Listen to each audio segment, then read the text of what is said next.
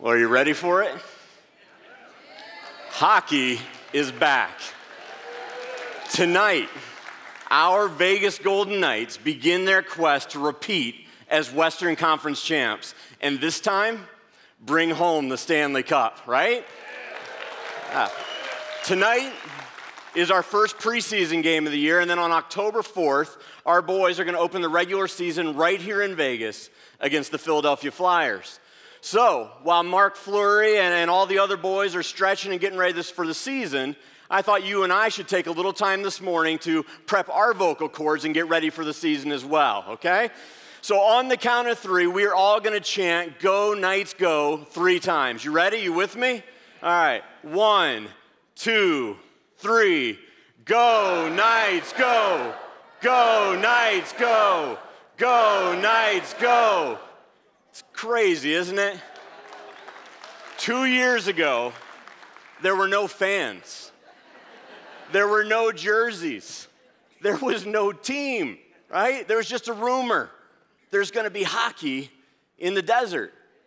As recently as May of 2017, there were no players, right? It wasn't until June of last year that a group of cast-offs and misfits was pieced together from all the other NHL teams. But there were skeptics everywhere, right? Hockey will never catch on in Vegas. There are too many entertainment options. There's no civic pride. People in Vegas will never rally around a hometown team. We know better, don't we? Because in June of last year, thousands of us gathered in 100-degree heat, wearing our Knights jerseys, our Knights t-shirts, our Knights caps, waving Knights banners, watching our Vegas Golden Knights on the giant screen in Toshiba Plaza. And it was so fun to watch thousands of people who had never cared about or watched hockey before, people who didn't know what icing was, people who thought that a hat trick was something Penn and Teller did, right? It was so fun to watch them buy in and become fans who wore the gear and knew the players. I watched this firsthand with my wife. All right, my wife's name is Carigwin. Let me hear you say Carigwin. Yeah, you guys laugh. You're like, yeah, good luck with that. No, so I do that for 2 reasons, right? Number one, her name is unique, right? It's a beautiful name, goes with a beautiful girl, so when you meet her, I want you to know she's with me, right? You're like, Jay, you did good. All right, there's another reason for it, and that is I need to know you're awake, right? Like I need to know you're with me, so periodically throughout this message, I'm going to say, hey, will you say this with me? And I need you to say it back with a lot of energy, a lot of enthusiasm, even if you don't mean it, right? Just for me. If you could do that, I would appreciate it. Anyways, my wife's name is Carigwin, and we met 22 years ago this week. And up until this past year, she was not a fan of any team in any sport, right? She would sit on the couch and watch sports with me, and she'd feign interest along the way, but more often than not, she'd fall asleep sometime in the first inning, first period, first quarter, right? Sports just didn't hold her interest. So, being the amazing husband that I am, when the Knights won 8 of their first 9 games and became a story that I wanted to check out, I bought Carigwin tickets for her birthday. Yeah. Now, before you judge me, hear me out. As you might expect, when we arrived at T-Mobile for that first game in late November, she hadn't quite bought in yet. She wasn't quite sure that this was a good birthday present. But as the game went on, and in fact, before the game even began, when Carigwin felt the energy of the crowd and she took in the spectacle that is a Knights home game, she was hooked, right? She still didn't know the players' names or the rules or even how many periods there were, but Carigwin was a fan. And then December hit. And the Knights went on an 8-game winning streak, and we attended 2 more games, and by the time Christmas rolled around, Carigwin had bought herself 3 sweatshirts, 2 t-shirts, and a baseball cap, right? This girl who previously did not care at all about sports now has a closet full of gear. In fact, almost everything up here is hers, okay? Including the number 21 Knights jerseys that she bought for our 21st anniversary this summer. Yeah. And guess what she got me for my birthday? Tickets to opening night. Yeah. Now, you know what's crazy about our story? It's that it's your story too. Maybe not you personally, but somebody you know, a neighbor, a coworker, a friend, somebody went nuts for the Knights. And it doesn't matter what part of town they live in or what they do for a living or what race or gender or age. When this story of the Knights began to grow, when it started to take on that fairy tale team of destiny feel, all sorts of people who had never cared about hockey before became fans. And that's what happens with a great story, isn't it? Right? It grows, it spreads, it crosses boundaries, it unites people. When a story is abnormally good, when it's filled with hope and it makes you believe things can get better, people can't help but tell the story. And when others hear the story and they see the effect, the impact that it's had on the person telling it, they want in. They don't want to miss out, so they begin to rearrange their schedules and reprioritize their spending. And before long, they're living and spreading the story themselves. And that's what happened with the story of Jesus. See, Jesus lived an extraordinary life. Like he was just better at life than anybody else. The way he moved through the world, the things that he taught, the way he treated people, it was all so freeing, so liberating. And what he did, the way he challenged racism and classism and gender bias, the way he leveled walls and borders and divisions, the way he knelt in solidarity with the marginalized and offered hope to the widows and the orphans, the way he loved people and treated people and offered dignity to those no one else would. The way Jesus lived his life was so refreshing. It was so invigorating. It was like the air around him was cleaner and fresher, and it filled your lungs in a way that made you feel totally alive. Jesus had this ability to take old entrenched ideas and just turn them or tilt them slightly so that all of a sudden they took on a whole new meaning. Teachings that had been exclusive and restrictive became welcoming and freeing. Traditions that were rote and stale took on new life and offered new life to others. And as a result, all these staunch, judgmental, legalistic religious leaders began to see their followers go the way of this woke young rabbi who knew how to laugh with his whole body and crack jokes and just live a different way. You see, Jesus did life better than anybody else. And as people got around him, they began to feel more alive than ever before. And as they would listen to and apply his teachings to their lives, as they would model their life after his, others took notice. Others wanted in. Others wanted to hear the story and meet the man and experience this newer, bigger, fuller way of life. Now, there was no such thing as jersey sales back in Jesus' day. But if there had been, right? If there had been like togas or robes with sevens on the front and Jesus on the back, like tell me those things wouldn't have flown off the shelves, right? If you got like your own walk-on-water sandals or your, wash your neighbor's feet bath towels, those things would have sold like hotcakes, right? But since there was no Jesus merch to buy, the way people would know that a man or woman was a follower of Jesus was to watch the way the woman lived and moved through the world, to observe just how generous and loving the man's life was.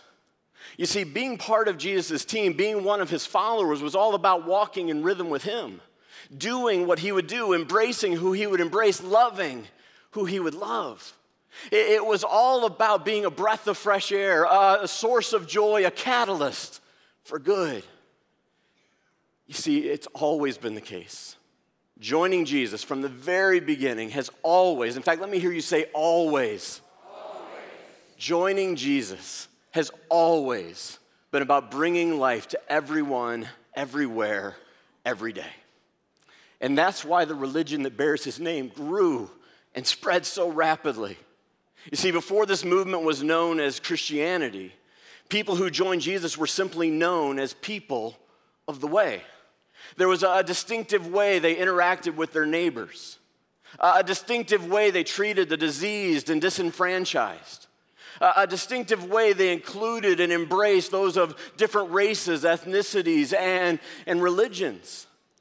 You see, their approach to life was so unique, their manners so uncommon, the way they lived so surprising and fresh, that people around town could point out who Jesus' followers were by simply saying they're people of the way.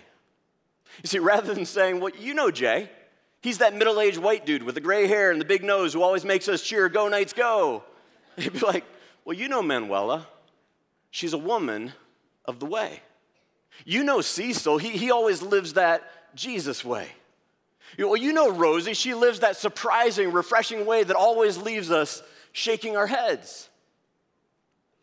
About a year ago, a group of us under Drew's leadership began imagining what it might be like to be a church, a collection of people known all over our city for the beautiful, surprising, life-giving way that we live.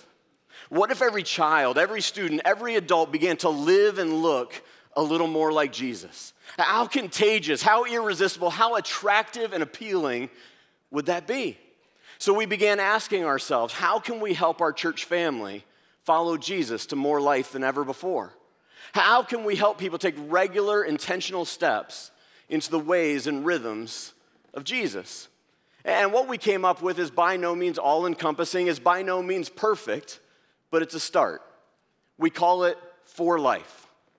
Because in each of the 4 seasons of the year, we want to imagine and consider what it is that God might be calling us to do, how he might want us to give a little bit more in any one of 4 areas. Our good friends, our good connections, our good strength, our good resources. And then once we've discerned what it is that God's calling us to do, how it is he wants us to act differently, we just do that for 3, maybe 4 months. And then we just look around and we watch how Jesus brings life to us and those around us. So there are 4 seasons. There are 4 areas. If you look at the book, there are 4 steps. We do it for 3, maybe 4 months, and we called it For Life. Because we are that kind of creative, right? Like you put a bunch of pastors in a room and that's the kind of creativity that you come up with. And anyways, it's our earnest belief that as more and more of us give more and more of ourselves to Jesus, more and more life will fill our city and more people will want to join him. And because we want to multiply the effects of this, because we want to encourage people to keep going, we regularly tell stories or show videos of people right here in our church, normal people like you and me, who are doing small and sometimes big things to bring life to our city. In fact, check out this video of a group of students who are bringing life to their high school. Wait a second, I don't have a video. Yeah, I'm sorry.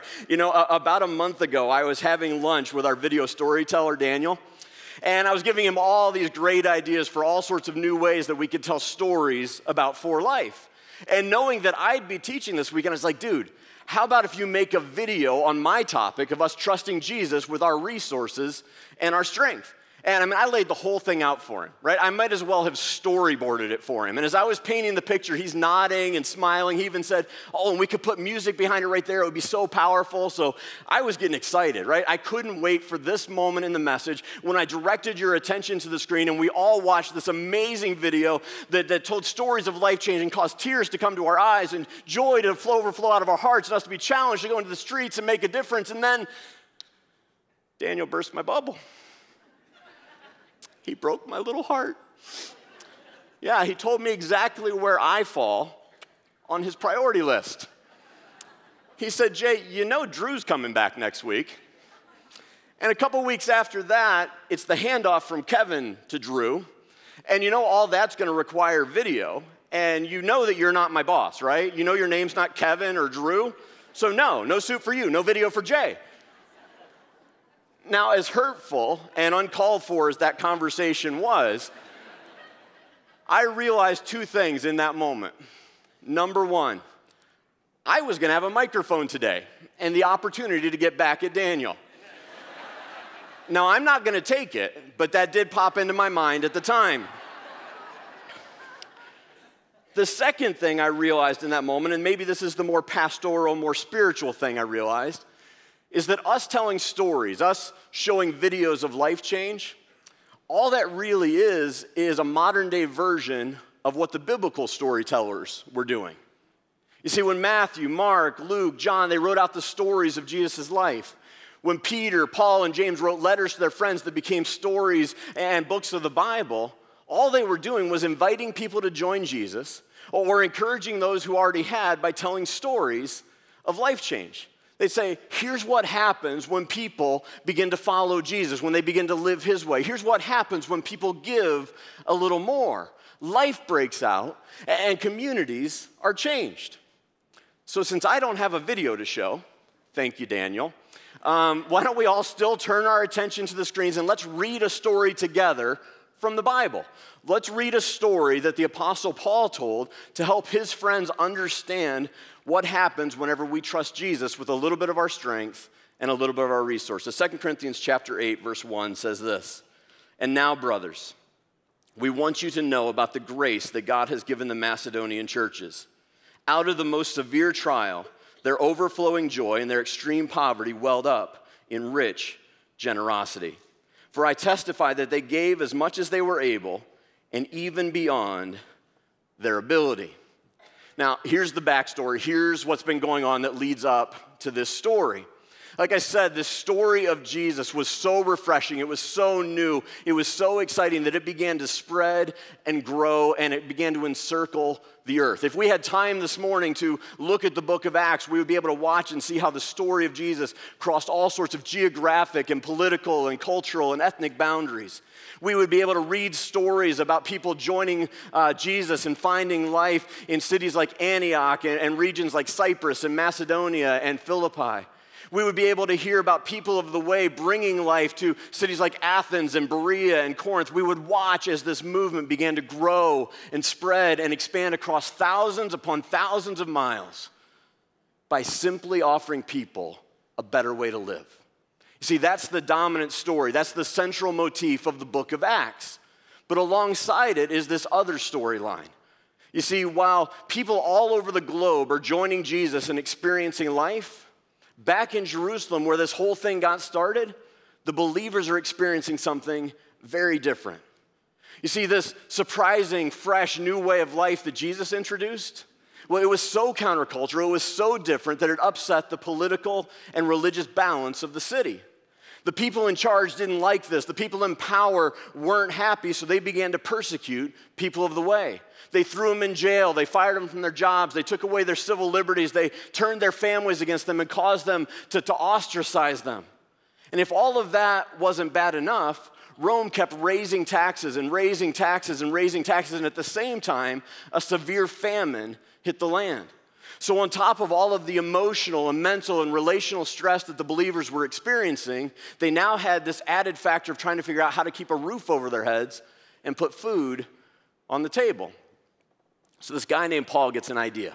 He says, I'm going to go around to all the different churches that have popped up around the globe outside of Jerusalem in the last few years, and I'm just going to make one pass kind of north and west through all the towns, villages, and cities that I come across. And as I do, I'm going to tell them what's happening back in the mother church, and I'm going to ask them to contribute financially to meet the need. His journey covers more than 3,000 miles, and he visits dozens upon dozens of different churches in dozens and dozens of different cities. But along the way, there are a few churches and a few cities that he skips. There are a few places that he doesn't ask to contribute because of their own extreme poverty. And the churches in Macedonia are among these churches. They were desperately poor. They were barely surviving themselves. So Paul doesn't ask them to contribute. I mean, after all, why do that to them, right? Why put them in that position where they feel bad because they're not able to help? But as you may have already guessed, since we're telling their story, when Paul comes around a couple of years later and he makes a second pass through the region to collect what all the wealthier churches had given, to his surprise and everybody else's surprise, these impoverished Macedonians, these people whose extreme poverty had kept Paul from ever even asking for a donation, they had taken a collection of their own. They had a gift to give. And the Bible doesn't tell us how much they gave. It just says this: it was extravagant. It was lavish. It was rich in generosity. They gave way beyond their means. You see, men, women, teenagers who've joined Jesus and experienced the life that he brings, they don't see or recognize limitations. They don't begin with who they are or who they're not, what they have, what they don't. Instead, they begin with a foundational belief that they serve an all-powerful, all-knowing, always present God who creates resources where they don't currently exist. So, to inspire believers all over the world, to help people who are following Jesus to bring life wherever they are, Paul says, have I got a story for you? He says, let me tell you a story about how God brought life through a group of people in Macedonia. And the way Paul frames the story, it is so beautiful. It's so simple. In order to talk about their giving, Paul begins with their receiving. Look with me at verse 1. It says, "And now, brothers, we want you to know about the grace that God has given the Macedonian churches." Paul says the Macedonians received something from God. He says they received a grace. That's what he calls their desire to be part of the project, what he calls their extreme want to. He calls it a grace. Now, I don't know if you know this or not, but the Bible wasn't originally written in English. It was written primarily in Greek and Hebrew. And this letter in particular was written in Greek. And the letter, or the word that Paul uses here for grace is charis. Let me hear you say charis. Now, charis, like so many English words, has all sorts of different possible meanings. One meaning is unmerited favor or a gift that we don't deserve. Like the life God gives us in Jesus, right? We can't earn it, we don't deserve it. It's by God's grace that we're offered the opportunity to enter into this deeper, fuller, bigger way of life. That's one possible meaning for charis or grace. Another possible meaning, and this is the way Paul's using it here, is a divinely given passion, an inner prompting. So Paul says that God gave the Macedonians a passion, a calling, a prompting to meet the need in Jerusalem. He says God gave them a grace. So what are the implications of this for us? Well, think about it. How many of us are asked to give money to something a couple times a month? How many of us? Yeah, how many of us say maybe it's at church or at school or a nonprofit or through a mailer or an email or a GoFundMe page or a weather-worn man outside a grocery store? How many of us are asked to give money, food, resources once a week? How many of it would be like, Jay, it's more like daily, right? There are just so many people, so many projects, so many legit needs, so many great causes and worthwhile endeavors. And then there are all those super cute little kids who are like this tall going around trying to sell you Girl Scout cookies and candy. And then there are all the teenagers who are doing fundraisers for football and for wrestling and for lacrosse and volleyball and photo club and band, and I mean, the list goes on and on and on. I mean, there are so many things that we're asked to give our resources to. And then there are all the projects that we're asked to give our strength to, right? All the places that we're asked to serve and donate our time. All the ministries here at church. All the needs in the community, all the soup kitchens and shelters and halfway houses, all the civic organizations and Rotary clubs and Little Leagues. I mean, there are just so many great people doing so much good, bringing life in so many ways, and every last one of them is in need of and asking for our time, our resources, and our strength. It can be overwhelming, can't it? So how are we supposed to navigate all that? How are we, as men and women who've joined Jesus and desire to bring life, how are we to determine who and what to give our money to, and where and when and how often to serve?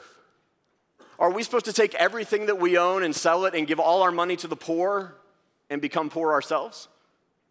Are we supposed to spend every moment of every day working our fingers to the bone trying to meet every need that arises to the detriment of our health and our families? I don't think so. I don't think that's what Paul is saying here. So what is he saying?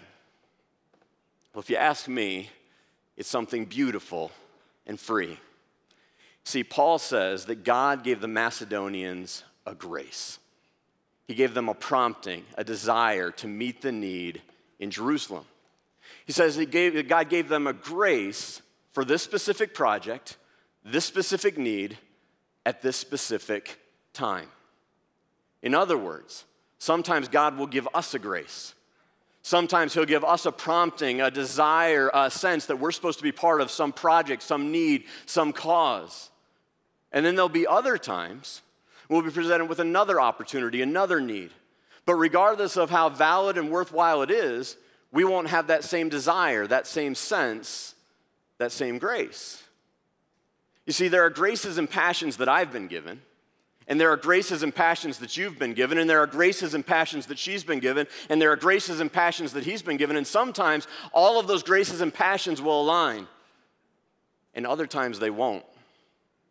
You see, we're not all going to be passionate about the same causes at the same time. But as men and women who've joined Jesus, one thing is absolutely certain. As men and women who've joined Jesus, every last one of us will have a grace for something. Every last one of us will have a passion to meet some need somewhere. Every last one of us will give generously and beyond our means to some project, some cause that brings life in Jesus' name. You see, bringing life is at the core. It is foundational to what it means to be a Jesus follower. There's no getting around it. There's no escaping it. When we join Jesus, the life that he places within us, it wells up and it spills over and it pours out of us. We can't stop it. And that's what happened in Macedonia. Look at verse 2. It says, out of the most severe trial, their overflowing joy and their extreme poverty welled up in rich generosity. Now, it would be so easy for me to make this all about money now. For me to say that because the Macedonians' generosity was displayed through extreme financial sacrifice, you and I need to make extreme financial sacrifices, right? We need to pull out our wallets and our checkbooks and dig deep and give towards some ministry or some mission or some project. But for me to do that would be coercive or manipulative, or at the very least, inconsistent with the story. You see, we have to remember how the story began. Paul never asked the Macedonians for money. He never demanded that they give. In fact, he didn't even make the opportunity available to them. Instead, God gave them a grace. God gave them a passion. As they reflected on what Jesus had done in them, and they imagined what he might want to do through them, they felt this undeniable nudge to give extravagantly and beyond their means. So you and I need to wrap our heads around the fact that bringing life isn't about us giving our stuff away. Bringing life is about us walking in rhythm with God. It's about us listening for that divine nudge, us watching to see what it is that God is inviting us into.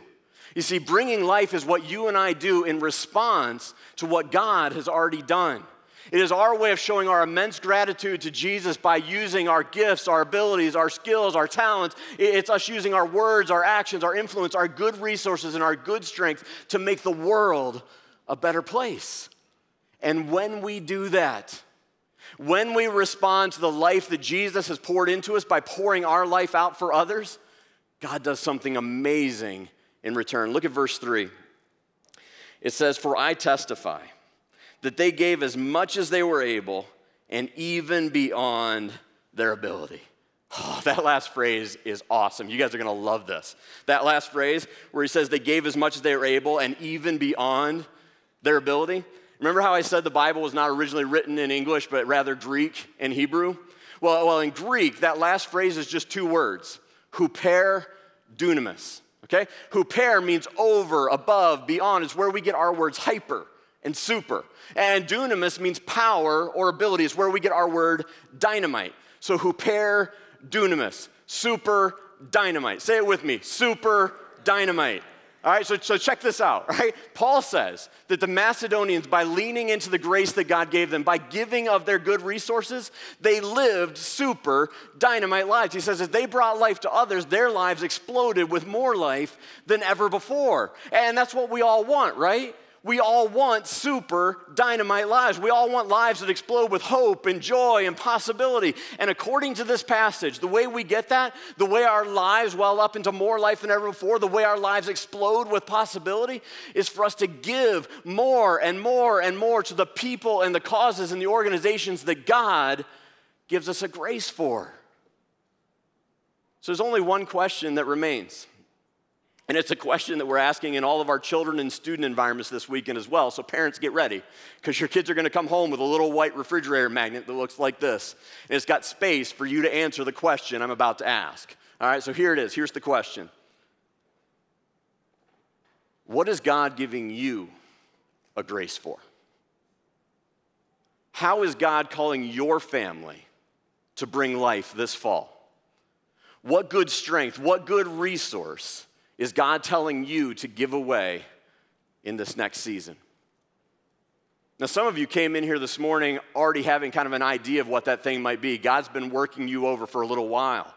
Others of you, as I've been talking, you've had some sort of gentle nudge in your spirit that said, I should give to this.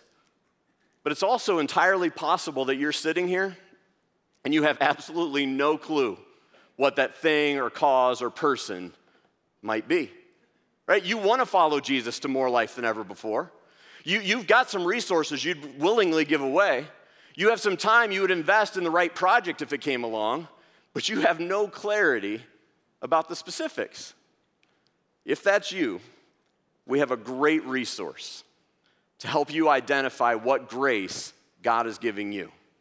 Outside at the For Life table are journals like these. They're there to simply assist you, to give you a framework for determining how God wants to use you and your family to bring life this fall. As I mentioned earlier, there are 4 steps in the process. The first 2, you do all by yourself. First, you reflect on where you've been, who you are, what gifts, talents, and abilities you have, what passions you have, what opportunities have come your way. You reflect on where you've been. And then you imagine where God might be taking you next. You look at what doors seem to be opening to you, what opportunities are coming your way, what people seem to be coming into your orbit and are going to be part of your circle of influence over the next few months. You reflect on where you've been, you imagine where God might be taking you, and in the process, he begins to give you that prompting, that nudge, that grace. And when he does, you declare it to a group of friends who will support you and encourage you. You write it on a refrigerator magnet where the whole family can see. And then, for the next 3 or 4 months, you act. You join Jesus in whatever grace he's given you, and you trust him to multiply your gift and bring more life than ever before. And as we do this, Jesus will take our ordinary, everyday lives and replace them with super dynamite lives. Jesus will fill our life with his life, a life so rich, so vibrant, so miraculous that we can't contain it. His life will build and grow and expand and explode out of us into our community. It'll heal people and unite people and write a narrative so beautiful, so filled with hope, so glorious that people will rush to our homes to hear the story of Jesus. And when they encounter it, they will take it with them. And wherever they go, beauty will flood the streets, life will spring from dry ground, and our city will have something new, something fresh, something bristling with life to cheer for. And those number 7 Jesus togas, they'll fly off the shelves. Let's stand together for prayer. Our Lord and our God, we praise you and thank you for the incredible privilege of being called the sons and daughters of God. Lord, may you fill us with nudges, with promptings, with passions, with grace to bring life to our community in new ways. Lord, may we be a different people in these next 3, 4, 5 months as you begin to lay on our heart what's next, what more you want us to give. May we be open to your leading, and may we, as a result, experience super dynamite lives. For it's in your Son's name that we pray. Amen. Have a great week. Canyon Ridge.